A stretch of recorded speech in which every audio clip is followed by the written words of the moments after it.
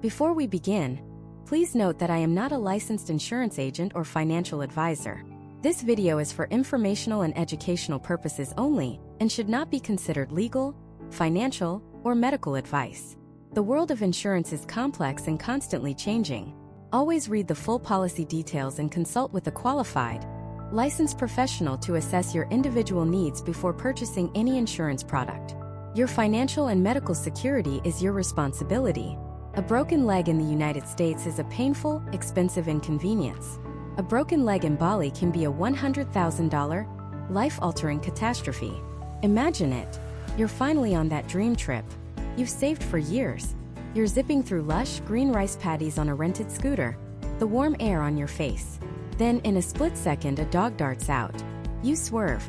The bike goes down. You hear a sickening crack. The pain is blinding, but it's nothing compared to the wave of panic that hits you when you realize you're thousands of miles from home, in a rural clinic, and nobody speaks your language. The doctor, through a translator app, tells you the break is severe. You need surgery. You need a metal plate. And you need to be airlifted to a major hospital in Singapore for the procedure. The cost? They estimate $95,000. Up front, you pull out your wallet, your hand shaking, and show them your American health insurance card. The one from your job, the one you pay hundreds of dollars for every single month. The clinic administrator just shakes their head. Sorry, he says. We don't take that here. It's not valid. In that moment, your dream vacation becomes a financial nightmare. Your life savings, your retirement, your kids' college fund. All of it is suddenly on the line because of one simple, devastating misunderstanding. And that misunderstanding is the reason I'm making this video. It's the belief, held by millions of Americans, that the health insurance you rely on at home will somehow follow you across the globe. For the vast majority of us, that is a dangerous fantasy. Your Blue Cross, your Aetna, your Cigna, your Kaiser plan, once you step off that plane in another country, it might as well be a library card. It has almost zero power. And if you're on Medicare, forget about it. With a few tiny, hyper-specific exceptions, Medicare provides exactly zero coverage outside of the United States. Zero. This leaves you terrifyingly exposed. And the travel insurance industry knows this. They've created a dizzying maze of policies with confusing jargon, hidden exclusions, and fine print designed to protect them, not you. Buying the wrong policy is almost as bad as buying no policy at all. But here's the good news. You can cut through all that noise. You can find the policy that will actually protect you and your family. You can travel with genuine peace of mind. The secret isn't in reading 1,000 pages of legal documents. The secret is in knowing the right questions to ask before you ever click buy. And today, I am giving you the 5 critical, non-negotiable questions you must have the answers to. These 5 questions will expose the weaknesses in any policy and empower you to choose the one that will actually have your back when you need it most. Getting this right is the single most important thing you can do after booking your flight. So let's get into it. The very first question you need to ask, the one that forms the foundation for your entire safety net, is this. What is the actual total medical coverage limit? And is medical evacuation a separate benefit with its own limit? Now, this sounds simple, but this is where the first major trap is set. You'll see a policy advertised with a big flashy number, $1 million in medical coverage. Sounds incredible. Sounds foolproof. You think, there's no way I'll have $1 million medical emergency. And you're probably right. But that headline number is often a masterclass in misdirection. You need to dig one level deeper. Is that $1 million a per incident limit or a per policy period limit? A per policy period limit means that for the entire duration of your trip, whether it's 1 week or 3 months, you have a total of $1 million to cover everything. If you have a bad fall and need $50,000 in care, and then a week later you get a severe infection that costs another $100,000, both are drawn from that same $1 million pool. A per incident limit, however, is often much better. It means the limit resets for each new, unrelated sickness or injury. So your fall is one incident with a $1 million limit, and the infection is a separate incident with its own $1 million limit. It's a subtle difference in wording that represents a massive difference in coverage. You want to know which one you're getting. But the real danger, the part of this question that could literally save your life and your financial future, is about medical evacuation. Many travelers see that big medical limit and assume it covers everything, including getting you out of a dangerous situation. This is a catastrophic mistake.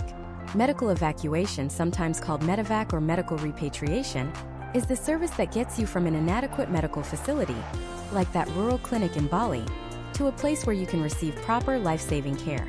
It can also mean getting you all the way back home to the United States if you're stable enough for the journey but need ongoing medical supervision. This is not a $10,000 expense. A helicopter airlift off a mountain in the Alps can easily be $25,000. An air ambulance, which is essentially a private jet staffed with an ICU team, from a Caribbean cruise ship back to a hospital in Miami can soar past $100,000. Getting flown home from Asia or Africa in a critical condition can cost $250,000. And I need you to hear this loud and clear. This is almost never ever included in your standard medical coverage limit. In the worst policies, it's not covered at all. In mediocre policies, they might subtract the massive cost of your evacuation from your medical benefit, leaving you with far less money to actually pay for the doctors and the hospital stay once you arrive. Imagine your $100,000 medical benefit being instantly cut in half by the flight alone. What you are looking for, what you must demand, is a policy where medical evacuation is listed as a completely separate benefit with its own, dedicated coverage limit. A good policy will have, for example, a $100,000 medical limit and a separate $500,000 medical evacuation limit. A great policy might have a $500,000 medical limit and a $1 million evacuation limit. The numbers can vary, but the principle is what matters. They must be two separate pools of money. This ensures that the cost of getting you to safety doesn't bankrupt the funds needed for your actual recovery. So, when you look at a policy, don't be seduced by the big number on the front. Find the detailed breakdown of benefits. Look for two distinct lines: medical expense benefit and emergency medical evacuation benefit. If you can't find it, or if the language is vague, that is a giant red flag. You need to call the company and ask them directly, is medical evacuation a separate benefit? Or is it drawn from the main medical limit? If their answer is anything but a clear, confident yes, it is a separate benefit, you should probably hang up and look elsewhere. This single detail separates the legitimate, life-saving policies from the cheap, nearly useless ones that will leave you stranded and broke when it matters most. Getting this first question right is your first and most important line of defense. So, what is that single detail? It's two simple words that are almost always buried in the fine print, but they determine everything. And the first question you must ask, the one that cuts through all the marketing noise, is this: is this policy primary or secondary medical coverage? Let me tell you a story about two American travelers, Mark and Sarah. They're both in their late 20s, excited for a 3-week backpacking trip through Thailand. Before they leave, they both do the responsible thing and buy travel health insurance. Mark finds a great deal online. It's super cheap, and the website promises up to $1 million in medical coverage. He buys it and doesn't think twice. Sarah does a bit more research. She finds a policy that costs about $60 more than Mark's. It also promises $1 million in coverage, but she noticed a specific phrase in the description: primary medical expense. She pays the extra $60 and, like Mark, hopes she never has to use it. 2 weeks into their trip, they're riding scooters on the beautiful island of Koh Lanta. A dog darts out into the road. They both swerve. They both crash. It's not catastrophic, but it's bad. Mark has a broken arm and a deep gash on his leg. Sarah has a suspected concussion and a fractured collarbone. They're rushed to the local hospital. This is where their two stories diverge into a paradise and a living hell. Let's follow Mark first. He's in pain, he's scared, and he's in a foreign country. The hospital staff is kind but firm. They need payment before they can do anything more than basic stabilization. They estimate his bill for the surgery on his arm and treating the gash will be around $8,000. No problem, Mark thinks, relieved. I have travel insurance. He pulls out his policy information and calls the 24/7 assistance number. A friendly agent answers. Mark explains the situation. The agent says, "Okay, I see you have our Explorer Light plan. That's a secondary policy. So, the first thing you need to do is file a claim with your primary health insurance back in the United States." Mark is confused. My insurance back home? It's an HMO. They don't cover anything outside of my state, let alone in Thailand. The agent replies, "I understand, sir, but that's the process. You have to submit the claim to them first. When they officially deny it, you need to get a copy of that denial, which is called an explanation of benefits, and then submit that, along with all your medical records and receipts from the Thai hospital, to our claims department. Once we receive all the paperwork, we'll process your reimbursement. Let's just pause and absorb the nightmare that is unfolding for Mark. He is in a hospital bed in Thailand. He needs to pay $8,000 right now. His travel insurance company, the one he paid to protect him, is telling him to first engage in a bureaucratic battle with his US insurance company, an ocean away. He has to get them to deny a claim, which can take weeks, get that physical paperwork, and then start a second claims process with the travel insurer. All while the Thai hospital is demanding cash. He's forced to put the entire $8,000 bill on his credit card, praying his limit is high enough and that he'll eventually maybe get that money back months from now, minus his deductible. He spends the next 2 days on the phone, in pain, stressed out of his mind, trying to coordinate between two giant insurance bureaucracies that have no incentive to help him quickly. The cheap policy he bought wasn't insurance. It was just a coupon for a future administrative nightmare. Now let's go back to the hospital and check on Sarah. She has the same problem. The hospital needs payment. They estimate her bill will be around $10,000 for the concussion observation and setting her collarbone. She also calls her 24/7 assistance line. She explains the situation, and the agent on the other end says 4 words that change everything. We'll handle it from here.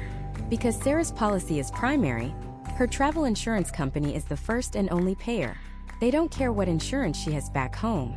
It's irrelevant. The agent gets the hospital's administrative contact information. The insurance company then sends a guarantee of payment directly to the hospital. This is their promise to pay the hospital's bills. Sarah doesn't have to file a claim with her US provider. She doesn't have to get a denial letter. She doesn't have to pay $10,000 out of her own pocket. She gets the care she needs, and the insurance company deals with the hospital directly. Her only job is to rest and recover. The extra $60 she spent bought her peace of mind and immediate, effective help. It was the best $60 she ever spent. This is the single most important distinction. A secondary policy operates on the principle of pay and chase. You pay for everything up front, and then you chase the company for reimbursement later, after you've already proven that no one else on earth will pay for it. A primary policy operates on the principle of protection. They step in and protect you from the financial burden from the very beginning. So why do companies even sell these cheap secondary policies? Because it's a brilliant business model for them. They know that many people like Mark have US insurance that won't cover them. But by forcing you to go through that process first, they delay their own payout. More importantly, they create a bureaucratic hurdle so high that many people just give up. They get frustrated, they miss a deadline, they can't get the right paperwork, and the company never has to pay a dime. The risk for them is dramatically lower, so they can offer the plan for a cheaper price that looks attractive on a comparison website. When you're looking for a policy, the website will scream about the $1 million coverage in a giant font. But you need to be a detective. Look for the words primary or secondary.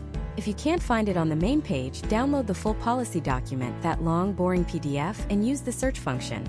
Search for the word primary. Search for the word secondary. Search for the word excess, which is another term for a secondary policy. If the policy states that it pays in excess of any other collectible insurance, run away. It's a secondary policy. What you want to see is a clear statement that medical expenses are covered on a primary basis. Now you might be thinking, but my Blue Cross plan back home says it has worldwide coverage. A lot of them do. But here's the catch. First, that coverage is almost always treated as out-of-network, meaning you'll face a huge deductible, and only a percentage of the cost will be covered. Second, and more importantly, the hospital in Bangkok or Rome or Lima has no idea what Blue Cross is. They have no agreement with them. They will not bill them. They will demand payment from you in full upfront. Your worldwide US plan is, at best, a reimbursement plan, just like Mark's secondary travel policy. You're still in the pay and chase nightmare. A true primary travel medical policy is designed for this exact situation. They have relationships with hospitals worldwide and are set up to pay them directly. So, question number 1 before you look at the price, before you look at anything else is this primary or secondary medical coverage? If the answer is secondary, close the browser tab. It doesn't matter if it's $10. It's not worth it. The entire purpose of this insurance is to function smoothly in a moment of crisis. A secondary policy is designed by its very nature to introduce friction and delay right when you can afford it the least. Getting this right is the foundation, but it's only the first step. Because even if you find a great primary policy, you could still be on the hook for a bill so large it could bankrupt you. Because the number you think matters, that big $1 million medical limit, is often a decoy. It's there to distract you from a different number. A number that represents the single most expensive thing that can happen to you on a trip, and one that many policies deliberately and deceptively underinsure. And that leads us directly to our second critical question. Question number 2. What is the policy limit for medical evacuation? And does it cover transportation to my home hospital, or just the nearest adequate facility? Let me tell you about Mark. Mark was a software engineer from Austin, Texas, a guy in his late 30s fit, who loved adventure. For his big annual trip, he decided to trek the Salcantay Trail to Machu Picchu in Peru. It's a grueling high-altitude hike. He bought travel insurance, saw a big shiny number, $1 million in medical coverage, and figured he was set. On day 3 of the trek, at over 15,000 feet, the world started to spin. He was dizzy, nauseous, and struggling to breathe. It was a severe case of high-altitude cerebral edema, ASE, a life-threatening condition where your brain swells. He needed to get to a lower altitude and to a hospital immediately. The local guides knew this was beyond their control. They made a call, but they weren't in a city. There were no roads. An ambulance couldn't reach them. He needed a helicopter. A specialized medical helicopter had to be chartered from Cusco. It plucked him off the mountain and flew him to a small clinic. But that clinic wasn't equipped to handle severe neurological trauma. They stabilized him, but he needed a decompression chamber and advanced care. The nearest adequate facility was in Lima, hundreds of miles away. That required a second flight, this time on a private, medically equipped jet. Mark, barely conscious, was now the subject of a logistical and financial whirlwind. The helicopter rescue, $20,000. The air ambulance to Lima, $35,000. The initial hospital stay, $10,000. He was already at $65,000, and he hadn't even started the real treatment. He was in a hospital in a country where he didn't speak the language, with his family frantically trying to get information from thousands of miles away. They called his insurance company, relieved he had that $1 million policy, and then they got the news. The punch to the gut. Yes, his policy had $1 million in medical coverage. But buried deep in the fine print, under a subcategory, was the limit for medical evacuation. It was capped at $25,000. $25,000. Not only was he already more than double that limit, but the policy stated it would only cover transport to the nearest adequate medical facility. Lima was it. The insurance company considered their job done. They paid out the $25,000 and wished him well. Getting him back home to Austin? That was now on his family. Another $50,000 for an international medical transport flight. All told, Mark's family was on the hook for over $100,000 out of pocket, all because he didn't ask this one question. This is the single most common and dangerous trap in travel insurance. Insurers lure you in with a massive overall benefit, the maximum limit, making you feel safe. But medical evacuation is almost always a separate line item with its own much lower limit.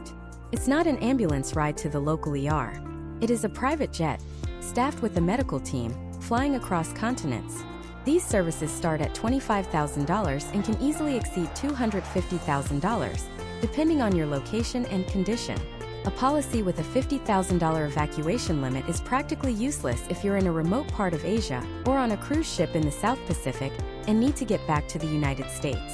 You absolutely need to look for a policy with a minimum of $250,000 in medical evacuation coverage. I personally don't consider anything less than $500,000, and my preferred policies have $1 million for evacuation alone. But the dollar amount is only half the equation. The other, equally critical part of the question is the destination. Home hospital versus nearest adequate facility. This clause determines your entire recovery. Nearest adequate facility is the insurance company's escape hatch. It gives them the right to transport you to a hospital in, say, Bangkok or Mexico City, and once you're there, they can wash their hands of you. You might be getting decent medical care, but you're stuck. You're alone in a foreign healthcare system, running up a massive hotel bill for your spouse who flew out to be with you, navigating a language barrier, and completely isolated from your support network. Your primary US health insurance is likely useless there. So you're paying for everything day after day while trying to figure out how to arrange and pay for another $100,000 flight to get you home once you're stable. It's a nightmare. What you want to see in your policy is language like repatriation to your home country or transport to a hospital of your choice. This is the gold standard. It means that if you have a serious medical emergency, the insurance company's goal is to get you all the way back home. They will fly you from that mountaintop in Peru not just to Lima, but to an airport near your house, put you in an ambulance, and take you to the hospital your own doctor is affiliated with. You're back in your network with your family speaking your language. The difference in your recovery, both physically and financially, is monumental. So how do you find this? When you get a quote, don't just look at the price. Click on the policy details. Look for a document called the Schedule of Benefits or Description of Coverage. It's usually a PDF. Open it and use the search function Control-F or Command-F. Search for the term medical evacuation.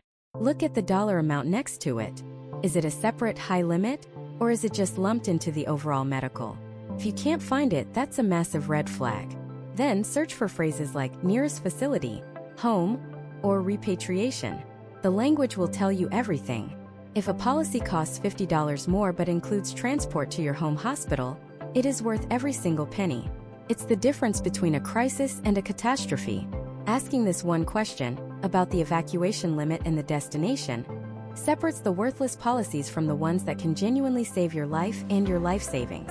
It ensures that when the worst happens, the plan isn't just to dump you at the nearest acceptable door, but to actually bring you home. Now let's say you've done your homework.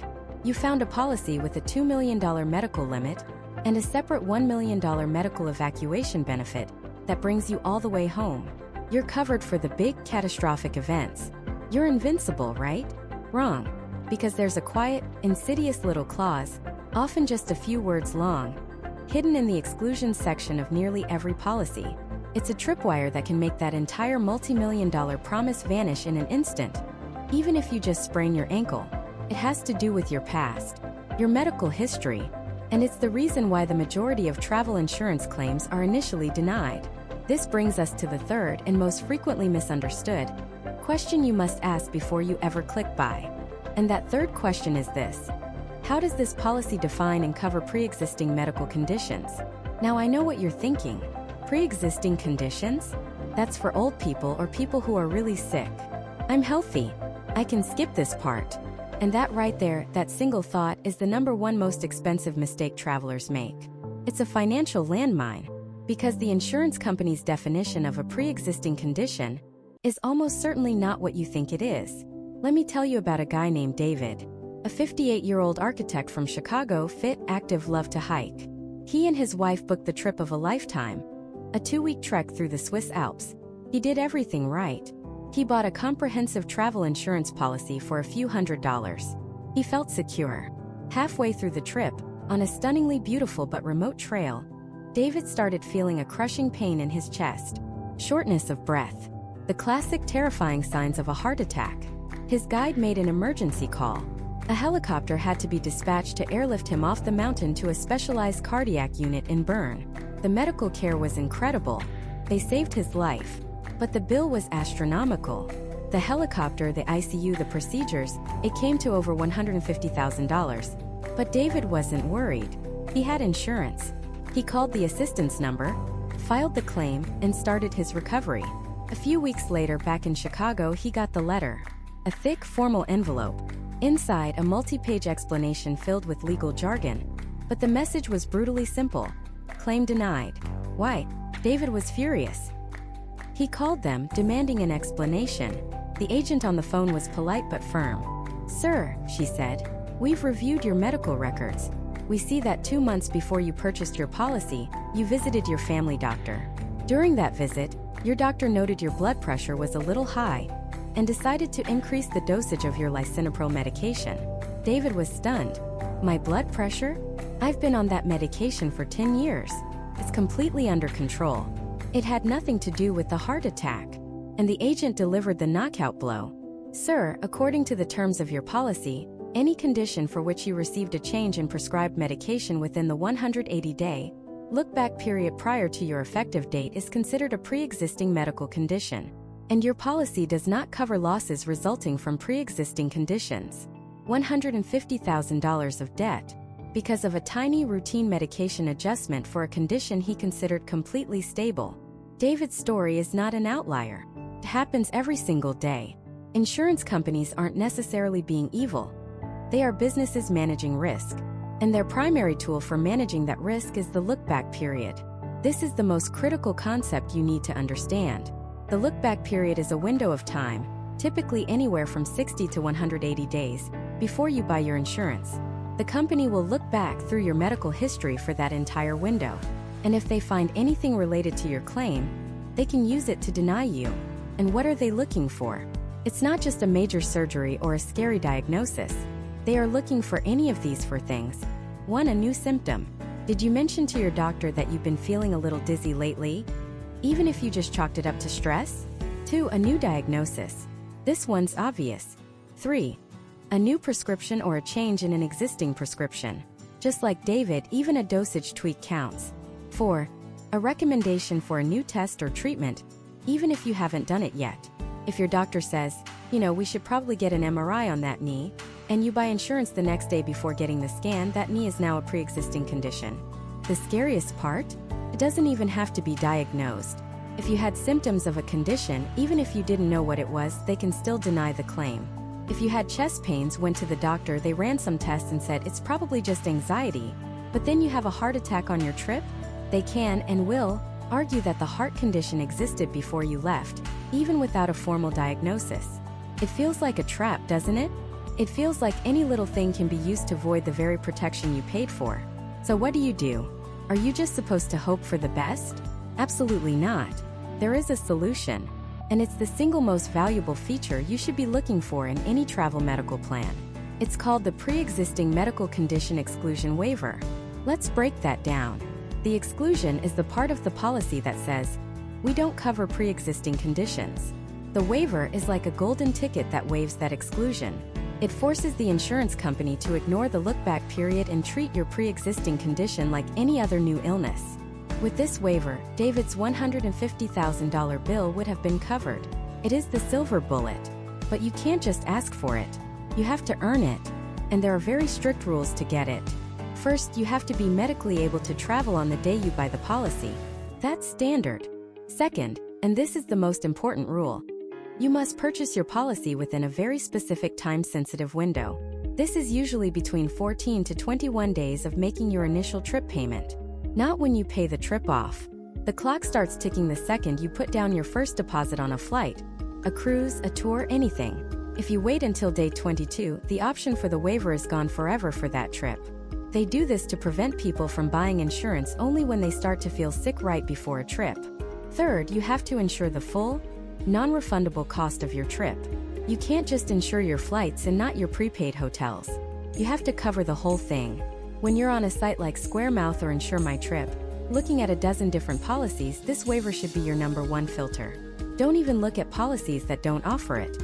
Find the filter on the side of the page that says, Pre-Existing Condition Coverage, and click it.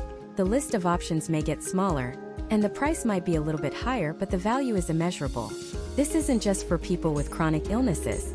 This is for the 45-year-old who takes allergy medication, the 30-year-old who saw a doctor for acid reflux once, the 60-year-old whose doctor adjusted their cholesterol meds.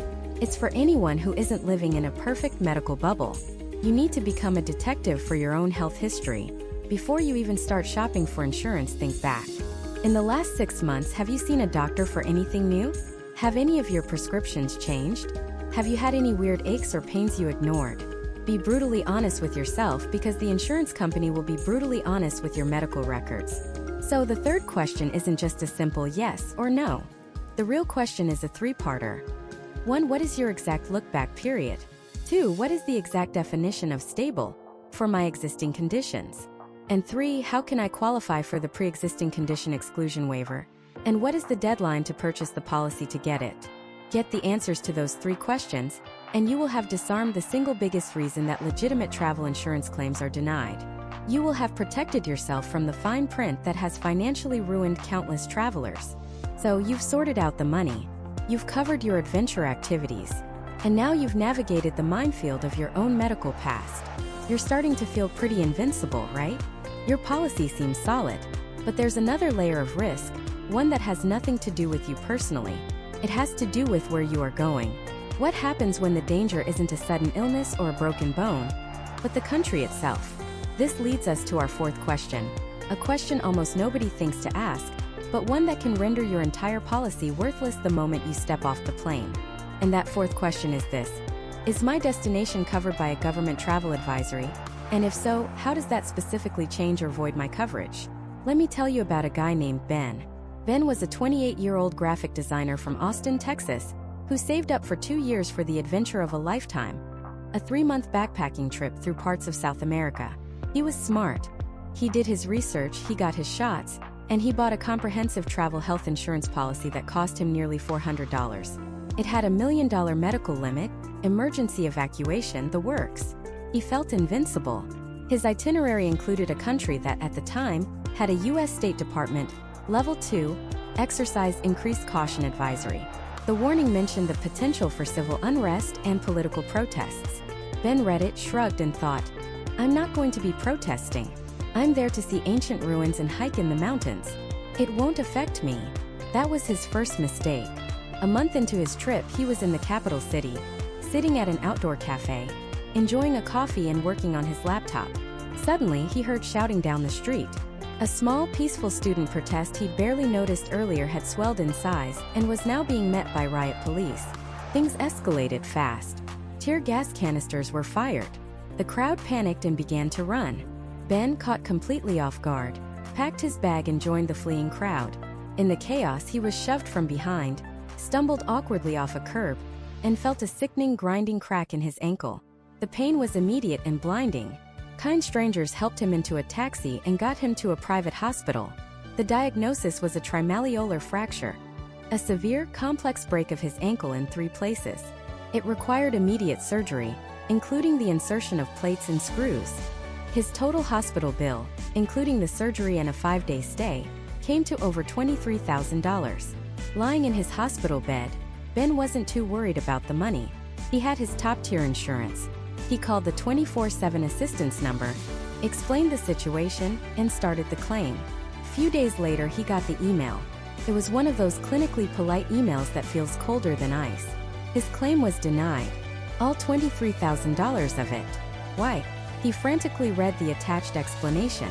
Buried deep in the policy wording, in a section titled General Exclusions, was a clause that stated the policy would not cover any loss, injury, or illness directly or indirectly caused by, or arising from, civil disorder, riot, insurrection, or political instability. The insurance company's logic was brutal and airtight. The U.S. State Department had warned of the potential for protests. A protest occurred.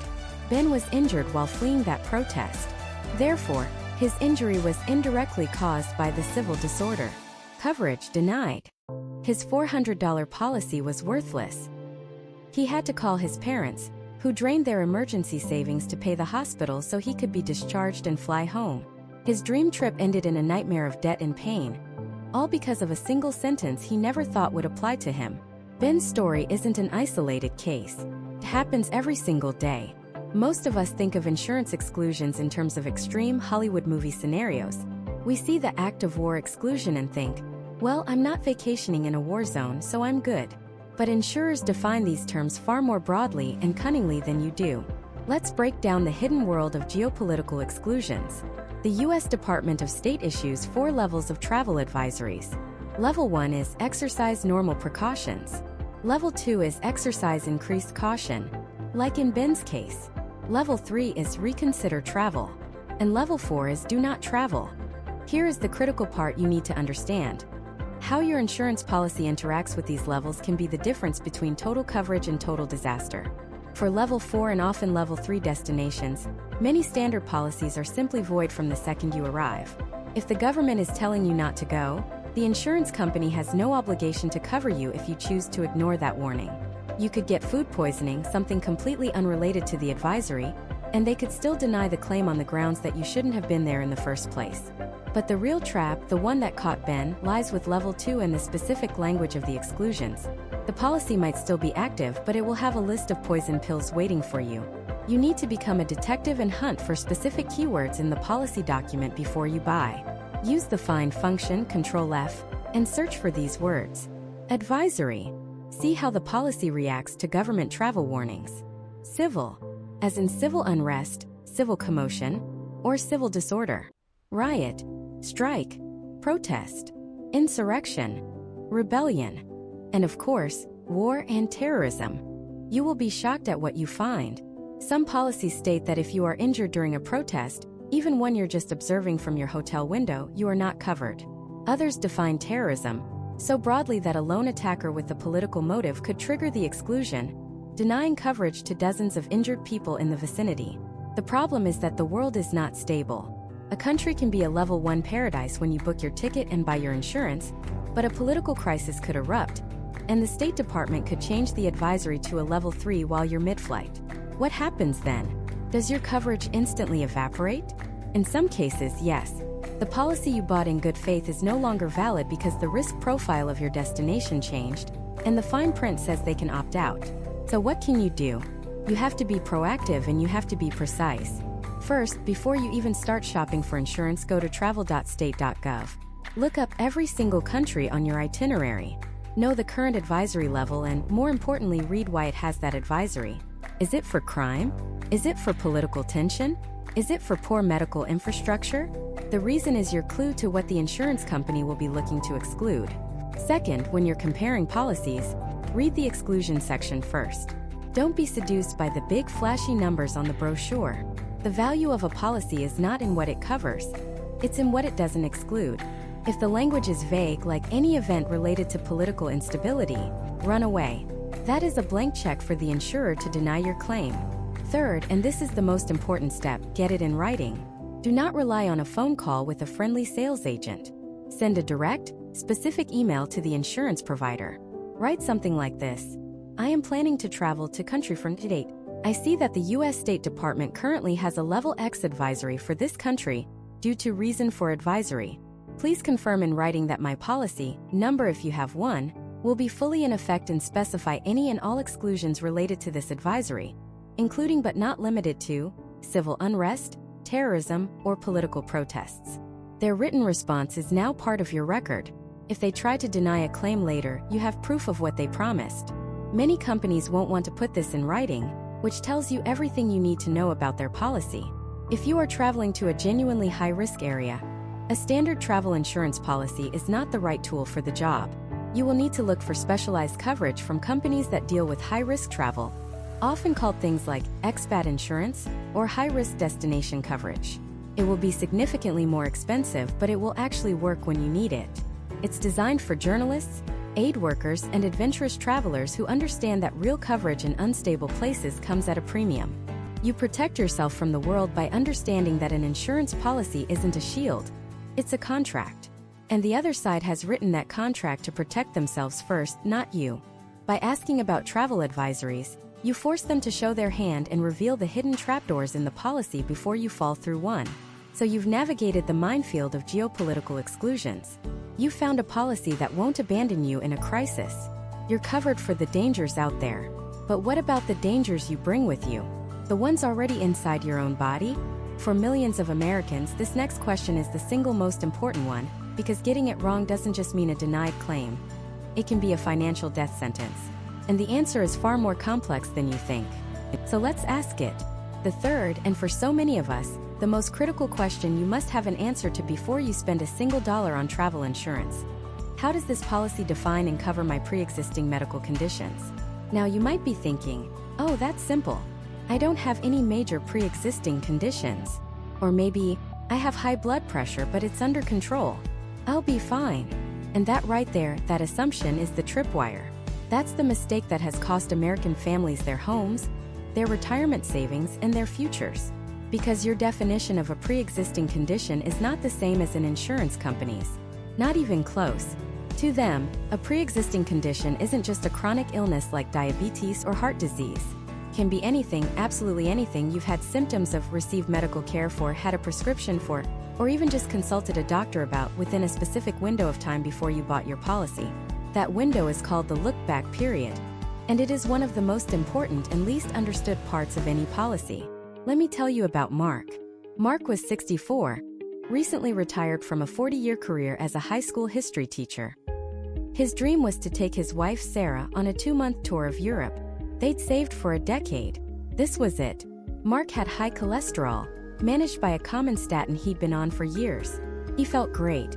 He bought a travel insurance policy that seemed perfect, great price, good medical limits. He saw the words pre-existing conditions, but figured his cholesterol was stable, a non-issue. He was wrong. 3 weeks into their dream trip, exploring the cobblestone streets of Prague, Mark felt a crushing pain in his chest, a massive heart attack. He was rushed to a local hospital, where the doctors saved his life with an emergency angioplasty and a stent. The care was excellent, but it came with a bill of over $175,000. Mark wasn't worried. He had insurance. He called the assistance number, filed the claim, and began his recovery. A week later, he got the email. Claim denied. The entire $175,000 was now his personal responsibility. Why? He frantically called the insurance company, and they pointed him to page 27 of his policy, to the definition of a pre-existing condition and the look-back period. His policy had a 180-day look-back. The insurance agent on the phone asked him a simple question. Mr. Thompson, in the 180 days before you purchased this policy, did you have any changes to your medical condition? Mark said no, of course not. His cholesterol had been stable for years. The agent pressed. No changes to your medication? No adjustments in dosage? And then Mark's blood ran cold. He remembered a routine checkup with his doctor about 3 months before the trip. Just a formality. His cholesterol numbers were good, but his doctor said, "Let's just slightly lower your statin dose, you're in such great shape." It was a tiny, insignificant change. A reward for being healthy. But to the insurance company, that tiny dose change was a bright red flag. It meant that, within the 180-day look-back period, his condition was not considered stable and controlled. This is the hidden language of travel insurance. Stable and controlled is the magic phrase, and their definition is brutally strict. For many policies, it means for the entire look-back period, which could be 60 days, 90 days, 180 days, or even longer, you must have had 0 new symptoms, 0 new medications prescribed, 0 changes in your existing medication, and that includes the dosage going up or down, and 0 pending tests or results from a doctor. Mark's 5 mg dosage change, a change he barely even registered, was enough to void his entire coverage. It was the loophole they needed to deny his claim, and it turned his dream retirement trip into a financial nightmare. So how do you avoid this? How do you protect yourself from the fine print that can have such devastating consequences? First, you hunt down the look-back period in the policy documents, and you find the exact definition of stable and controlled. Don't guess. Read the words. But more importantly, you look for the single most powerful feature available for travelers with any kind of medical history: the pre-existing medical condition exclusion waiver. This waiver is a game changer. It's an add-on or a built-in feature of more comprehensive plans that essentially says, if you meet certain requirements, we will waive the pre-existing condition exclusion and cover you anyway. Getting this waiver is like having a golden ticket. But here's the catch. A waiver is almost always time-sensitive. Typically, you must buy your travel insurance plan within a short window, usually 14 to 21 days, after you make your initial payment or deposit on your trip. Not after you pay for the whole trip, but after the very first dollar is spent. If you wait too long, the option for the waiver disappears forever. You also have to insure the full, non-refundable cost of your trip, and you have to be medically able to travel on the day you buy the policy. If Mark had known this, he could have purchased a slightly more expensive plan with a waiver within 2 weeks of booking his flights. That tiny dosage change from his doctor would have become irrelevant. His $175,000 bill would have been covered. The peace of mind would have been priceless. Now, you might see some cheaper plans advertising coverage for an acute onset of a pre-existing condition. Be very, very careful. This sounds good, but it is not the same as a waiver. Acute onset coverage is extremely limited. It means they might cover a sudden, unexpected emergency from a known condition. For example, you have a known heart condition, and you suffer a first-ever heart attack on your trip. They might cover the emergency costs to get you stabilized in the hospital. But what they won't cover is anything that could have been foreseen. They won't cover follow-up care. They won't cover costs if you had any recent changes or symptoms related to that condition. And they certainly won't cover any of the ongoing care for the underlying condition itself. It is a very narrow, very specific benefit designed to cover a sudden flare-up, not the condition as a whole. It's a safety net with massive holes in it, whereas a full waiver is a safety net made of steel. So your action plan is this. Before you buy, you need to be your own medical detective. Think about the last 6 months. Have you seen a doctor for anything new? Have you had a medication adjusted? Have you had any new symptoms, even minor ones you ignored? If the answer is yes to any of those, you absolutely must find a plan with a pre-existing condition waiver. Call the insurance companies. Use their names. Tell them, I have well-managed hypertension. My doctor adjusted my medication 3 months ago. I am booking a cruise today. If I buy your Globetrotter Deluxe plan right now and insure my full trip cost, will your pre-existing condition waiver cover me? Get the answer. Get the agent's name. Get it in an email if you can. Do not leave this to chance. Do not assume. The stakes are simply too high. Your financial life could depend on it. Getting your medical bills covered in a foreign hospital is a huge piece of the puzzle. But what happens when that hospital, even with the best intentions, simply isn't equipped to handle your emergency? What happens when the care you need is hundreds or even thousands of miles away? Because the best medical coverage in the world means nothing if you can't get to the doctors who can actually save your life. And the cost of that journey, of that emergency flight out, can make a 6-figure hospital bill look like pocket change. Which brings us to the terrifying reality of medical evacuations, and the question you have to ask to make sure you can get home alive. So what does that look like? It looks like this. You're 2 days into a trek in the Andes. The air is thin, the views are breathtaking, and then suddenly so is your ability to breathe. A sharp pain radiates through your chest. It's not just altitude sickness. It's a heart attack. You're miles from the nearest road, let alone a clinic. The local guide makes a frantic call on a satellite phone. Hours later, a helicopter appears. It's not a gleaming, state-of-the-art medevac chopper from a TV show. It's a utility helicopter, maybe one used for supply drops, and it's your only chance. It flies you, not to a modern hospital in a major city, but to a small regional airstrip. There, a tiny propeller plane is waiting. Inside, a doctor and a nurse work frantically to keep you stable as you're flown to a larger city. Maybe Lima. And from there, if you're going to survive and get the care you need a specialized air ambulance. A private jet, retrofitted with a full ICU, staffed with a critical care team, ready to fly you thousands of miles back to the United States. Every leg of that journey, the local helicopter, the charter plane, the international air ambulance, comes with a bill. The helicopter pilot, the flight crew, the medical team, the landing fees, the fuel, the international permits, it all adds up. The final invoice for that trip home? It could easily be $250,000, $250,000. Before you've even paid for the surgery you need once you land. This isn't a scare tactic. This is the reality of medical evacuation. It is the single most expensive thing that can happen to you on your travels, and for many, it's the most overlooked detail in their insurance policy. This brings us to the fourth and arguably most critical question you must ask before you buy any travel insurance policy. What are the exact terms, limits, and destinations for your medical evacuation coverage? And I need you to listen very, very carefully here, because the devil isn't just in the details. He's written the entire contract. The vast majority of travelers glance at their policy, see the words medical evacuation coverage, up to $100,000, and think, great, I'm covered.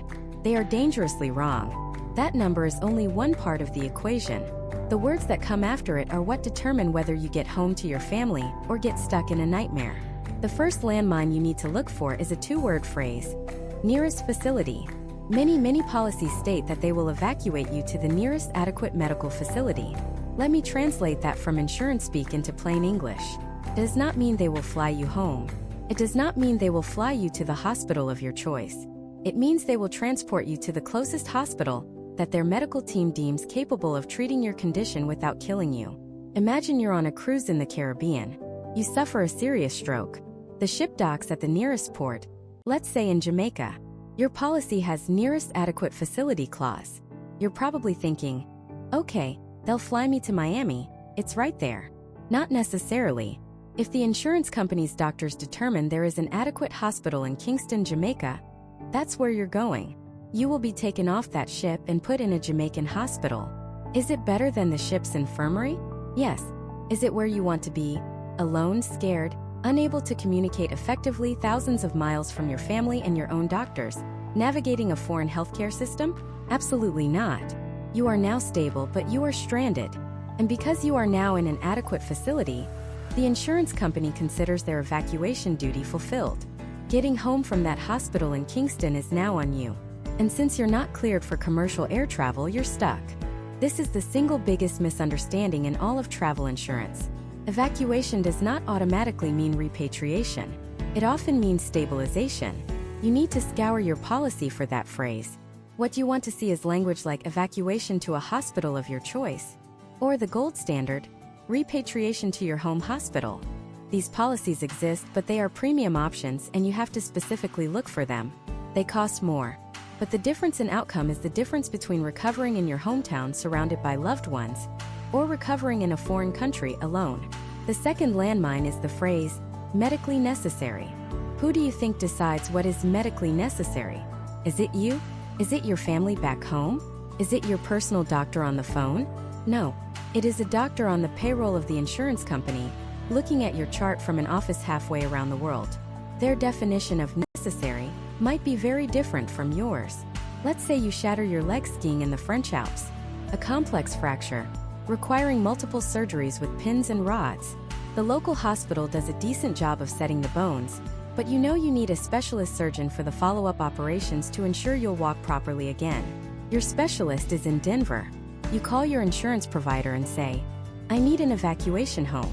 My leg is stabilized, but I need to get to my surgeon." The insurance company's doctor reviews your case and says, "The patient is in a stable condition. The facility in France is adequate. Further transport is not medically necessary at this time." And just like that, your request is denied. You are not dying. Your life is not in immediate danger. So from their perspective, there is no necessity to spend $100,000 to fly you home. You're now faced with a choice. Either stay in France for weeks or months through multiple surgeries and physical therapy, or pay out of pocket for a medical transport flight on a commercial airline with a medical escort, which can still cost $10,000 to $20,000. This medically necessary clause is the ultimate trump card for the insurance company. It gives them the final say.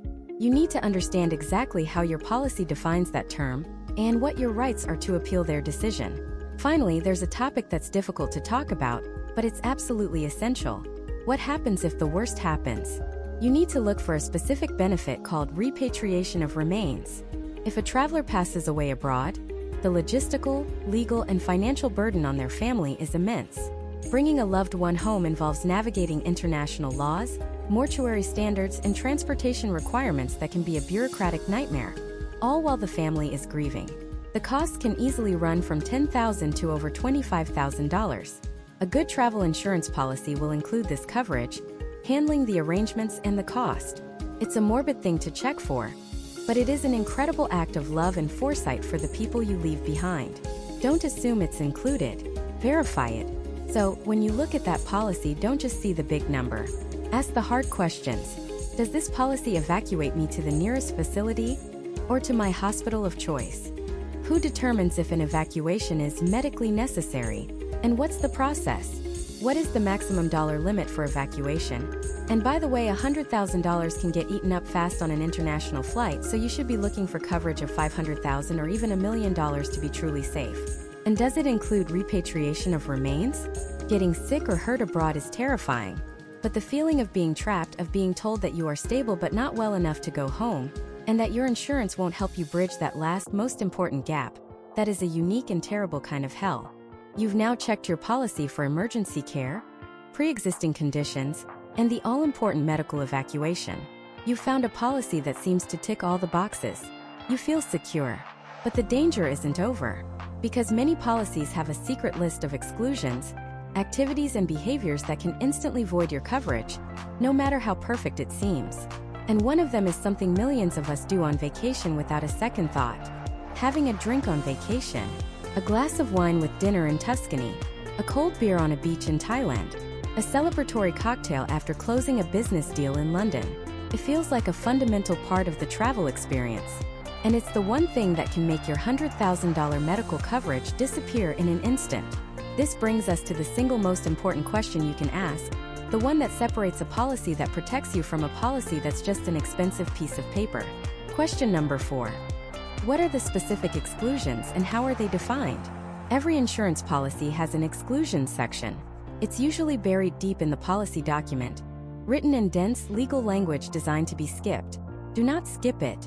This section is not a suggestion. It is the rulebook the insurance company will use to deny your claim. And the most common, most dangerous, and most misunderstood exclusion is the intoxication clause. You might think, okay, I get it. If I get drunk, drive a scooter, and crash, I'm not covered. That's fair. But that's not how it works. These clauses are often written with incredibly broad and vague language. A typical clause might void coverage for any injury or illness that is caused by or resulting from being under the influence of alcohol. What does resulting from mean?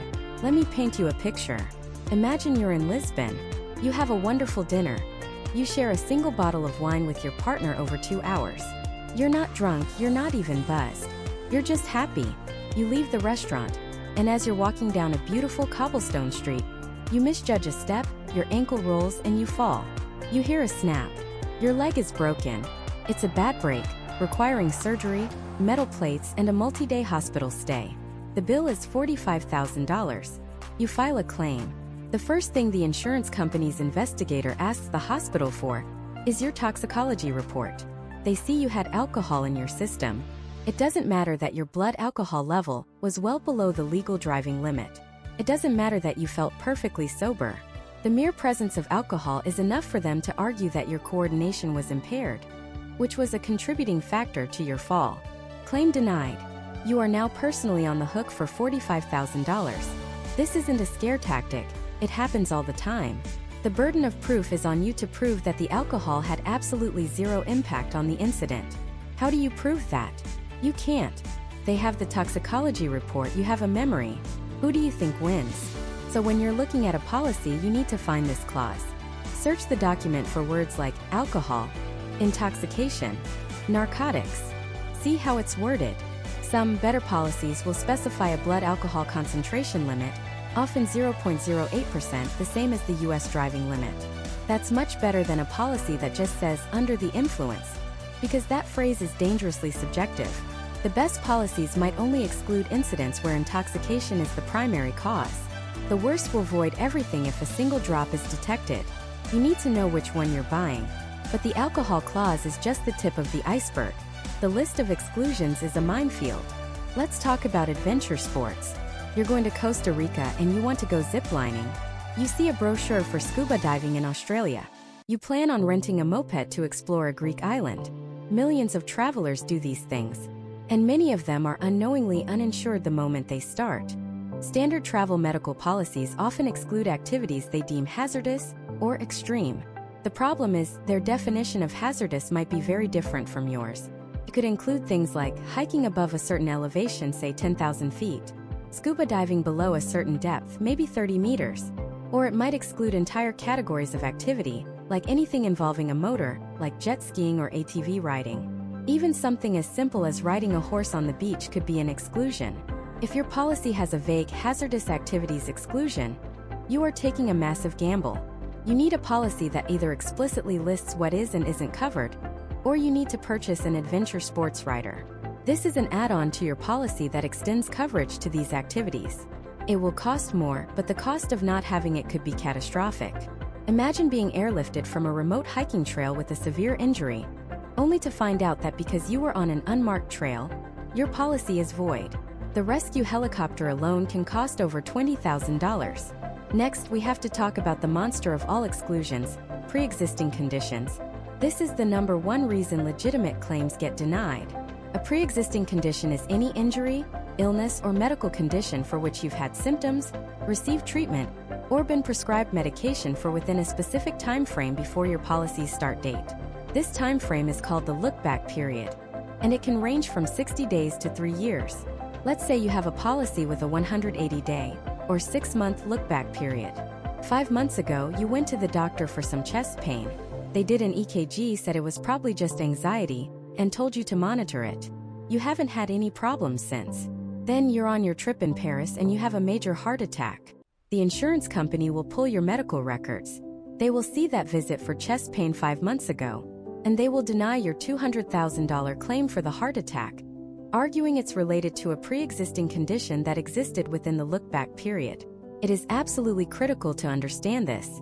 Some people think, I'm healthy, I don't have any pre-existing conditions. But have you had allergy shots? Do you take medication for high blood pressure? Have you seen a therapist for anxiety? These are all pre-existing conditions in the eyes of an insurer. If you have any medical history at all, you must look for a policy that offers a waiver for pre-existing conditions. This is another crucial add-on. Typically, to qualify for this waiver, you have to buy the insurance within a short window after making your first trip payment, usually 14 to 21 days. If you buy it in that window, the company agrees to waive the look-back period and cover your pre-existing conditions, provided they are stable. If you miss that window, you likely lose that protection forever. This is non-negotiable. For anyone with even a minor, stable health issue, a policy without this waiver is functionally useless. The list goes on. Many policies exclude any claims related to mental or emotional disorders. So if the stress of travel triggers a severe panic attack that requires hospitalization, you might not be covered. They can exclude travel to countries with certain State Department advisories. They can exclude pregnancy and childbirth. Your mission before you click buy is to become an expert on the exclusion section of that specific policy. Download the full policy document. Not the marketing brochure, not the one-page summary. The real 30-page legal document. Use the find function, Control F, and search for the key terms we've discussed. Read the definitions. If anything is unclear, if the language is vague, call the company and get clarification in writing. An email from a representative confirming that, for example, recreational hiking on marked trails up to 12,000 feet is covered, is a document you can use in a dispute. A verbal assurance over the phone is worthless. Asking what are the exclusions forces you to confront the reality of what you're actually buying. It's not a magical shield. It's a contract with very specific rules. Knowing those rules is the only way to ensure you're truly protected. Now let's assume you've done all this. You've found a great policy. You understand the deductible, the maximum limit, the co-insurance, and you've navigated the minefield of exclusions. You're fully covered. Then the worst happens. You have a serious medical emergency abroad. You're rushed to a hospital. You get the care you need. Your policy is valid. Everything should be fine, right? But this is where the final and perhaps most terrifying question comes into play. Because even with perfect coverage, you could still be forced to pay a $50,000 hospital bill out of your own pocket, right then and there, before you're even allowed to go home. And the fifth, final, and perhaps most terrifying question comes into play. Because even with perfect coverage, you could still be forced to pay a $50,000 hospital bill out of your own pocket, right then and there, before you're even allowed to go home. How is that even possible? Sounds like a scam. Sounds like a failure of the entire system. And in a way it is. It comes down to a single critical distinction in how insurance companies operate. A distinction that separates a policy that's a true safety net from one that's just a complicated IOU. This leads us to our fifth and final question, the one that deals with the brutal reality of logistics when you are at your most vulnerable. How does the payment actually work? Asterisk, asterisk. See, there are two fundamental ways a travel insurance company can settle a hospital bill. The first way is the one that creates nightmares. It's called the reimbursement model, and it works exactly like it sounds. You get hurt. You go to the hospital. The hospital presents you with a bill for, let's say, $12,000 for an emergency appendectomy in Costa Rica. You call your insurance company panicked, and they tell you, no problem, you're covered. Just pay the hospital, get all the itemized receipts and medical reports, and submit them to us. We'll reimburse you. Pay them. Just pay them. With what? The hospital doesn't take an American Express card for a $12,000 bill. They want a wire transfer. Now, before they'll even discharge you. So there you are in a hospital bed, recovering from surgery, trying to navigate international banking laws, calling your frantic parents back home to drain their savings account, maxing out every cash advance on your credit cards, begging and borrowing just to pay a bill for a procedure you thought was 100% covered. You are, for all intents and purposes, a financial hostage. And that's before you have to collect a mountain of paperwork, likely in Spanish, get it translated, and send it to an adjuster who will then spend the next 6 months scrutinizing every line item before hopefully sending you a check. This is the reimbursement model. It's a bureaucratic hellscape that puts the entire financial and logistical burden directly on you, the patient, at the absolute worst moment of your life. Now let's look at the second way, the right way. This is generally called direct pay, or more accurately, a guarantee of payment. With this model, the insurance company doesn't just promise to pay you back later. They intervene and pay the hospital directly. Imagine the same scenario. You're in that hospital in Costa Rica. You make one call to your insurance company's 24/7 assistance line.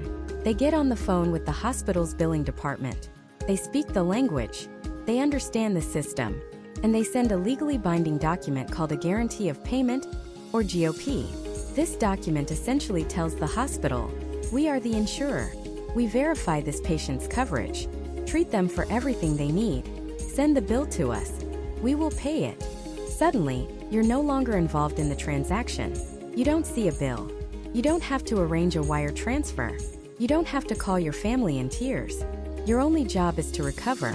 The entire financial negotiation happens between two massive institutions, the hospital and the insurance company. You might have to pay your $250 deductible on a credit card on your way out the door, but the $12,000 elephant in the room has been handled. That is the difference between peace of mind and utter panic. So the question seems simple, right? Just ask, do you offer direct pay? Unfortunately, it's not that easy. This is where the insurance companies hide the fine print in plain sight, using weasel words that sound good but mean very little. You'll see a company advertise direct pay available. But what does that really mean? Often, it comes with a series of devastating asterisks. The first is the concept of a network. Just like with your health insurance here in the US, many travel insurers only have direct pay agreements with a specific network of hospitals. If you have your accident in a major European city like Rome or Paris, you'll probably be fine. They'll have a dozen in-network hospitals. But what if you're trekking in rural Vietnam? Or exploring a small island in the Philippines? The nearest in-network hospital could be a 5-hour ambulance ride away. And the local clinic that just saved your life demands cash on the barrel. Your direct pay policy just defaulted to the reimbursement nightmare. The second and far more insidious trap is the phrase on a case-by-case basis. If you ever hear an insurance agent say this or see it in a policy run, case-by-case is corporate speak for we have no obligation to do this, but we might if we feel like it. It means they reserve the right to decide at the moment of your crisis whether they want to go through the effort of arranging direct payment or just tell you to figure it out yourself and send them the receipts. It depends on the country, the cost of the procedure, the hospital's policies, even the time of day you call. It substitutes certainty for a lottery ticket, and you cannot build a safety net on a foundation of maybe. And the third catch, the one that trips up almost everyone, is the distinction between inpatient and outpatient care. This is huge.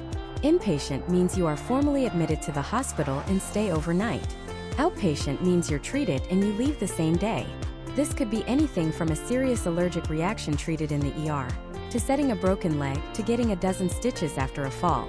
These procedures can still cost thousands or even tens of thousands of dollars.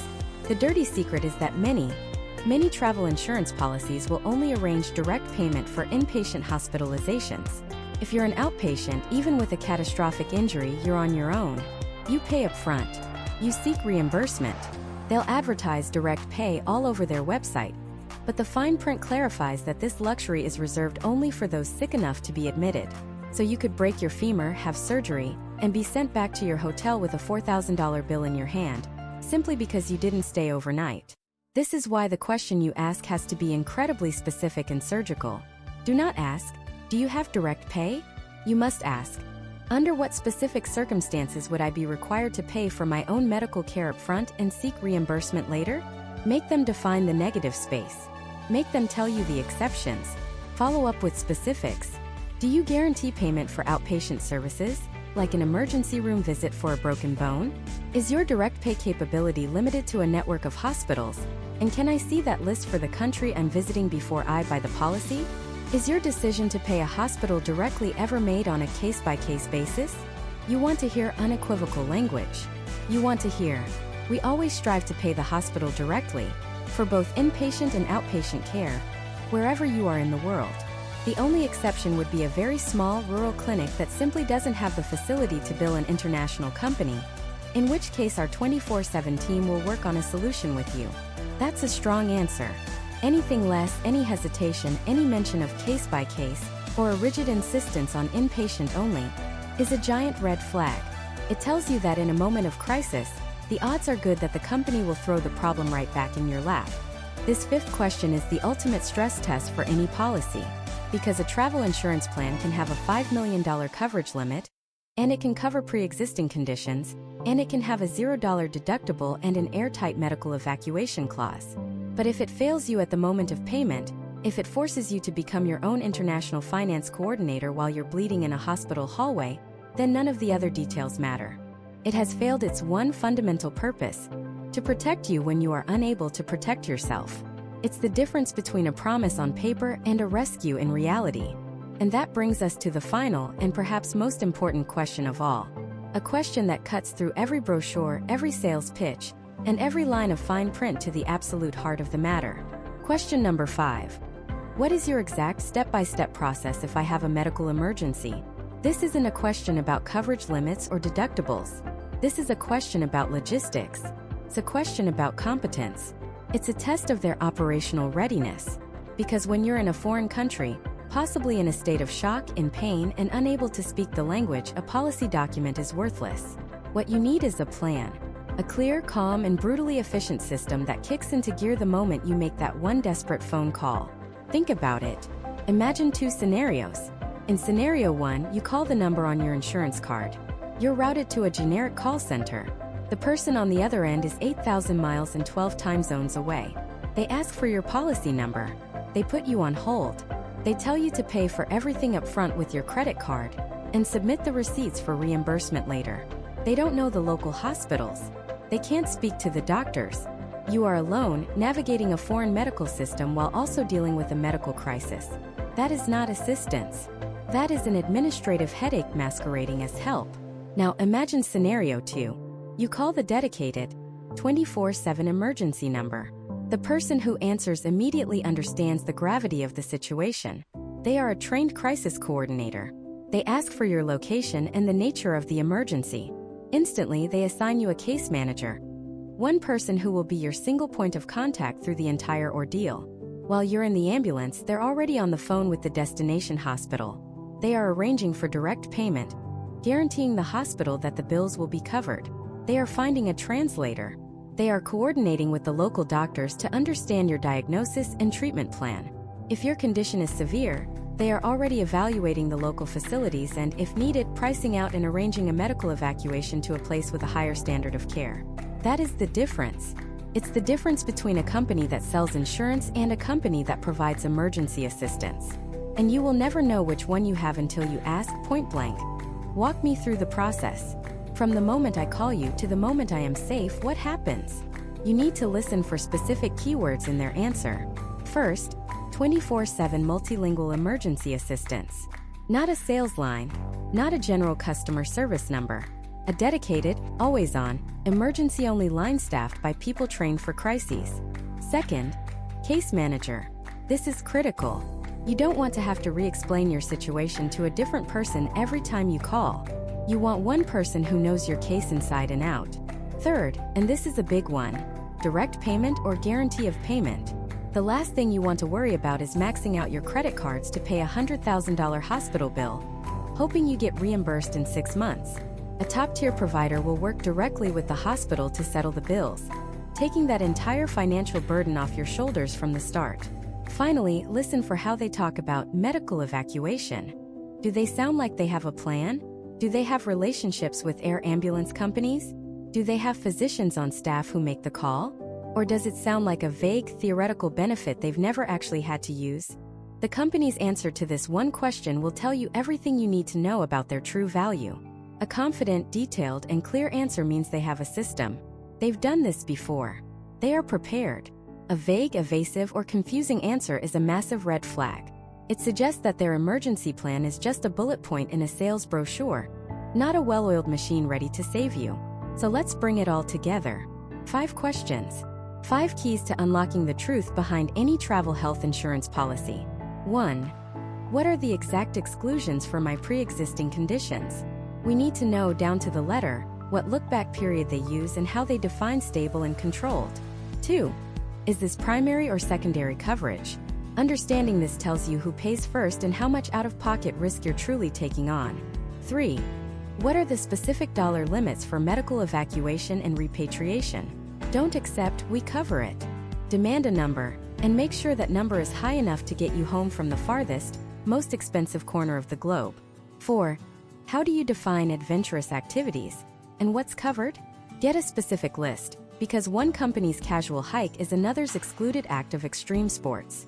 And 5. What is your exact step-by-step emergency process? This is the ultimate test, separating the paper promises from the real-world rescue operations. Asking these 5 questions transforms you from a passive buyer into a savvy investigator. It forces insurance companies to move beyond their marketing slogans and prove their worth. Because what you're buying isn't just a policy. Let's be very clear about that. You are hiring a global emergency response team. You are putting a highly specialized, international logistics company on retainer. Their one and only job is to perform under the worst possible pressure, in the worst possible circumstances, to protect your health and your finances. When you look at it that way, the price becomes secondary to the competence. The goal is no longer to find the cheapest plan. The goal is to find the most reliable partner, the one with the best network, the best people, and the most battle-tested system, the one you can trust with your life. Because travel is about freedom. It's about pushing boundaries, seeing the world, and embracing the unknown. But true, lasting freedom isn't born from recklessness. It's born from preparation.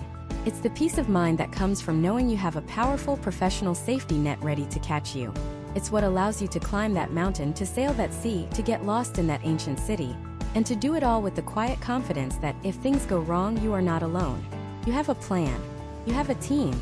You made the smart choice before you ever left home. Now I want to turn this over to you. The collective wisdom of this community is its greatest strength. In the comments below, share your own travel insurance stories. The good, the bad, the life-saving, the infuriating. Did you have a company that came through for you in a crisis? Name them. Did you have one that let you down? Tell us what happened. Your experience, your single comment, could be the piece of advice that saves a fellow traveler from a financial or medical disaster. It's a way we can all help each other navigate this complicated but crucial part of travel. And if this breakdown gave you a new framework for thinking about your safety abroad, if it provided real value, consider subscribing. We dive deep into complex travel topics every single week, all designed to make you a safer, smarter, and more confident world explorer. Thank you for sticking with me through this. It's a heavy topic, but it's one of the most important we'll ever cover. Because true freedom to explore isn't about being fearless. It's about being prepared. Travel smart, stay safe, and I'll see you in the next adventure.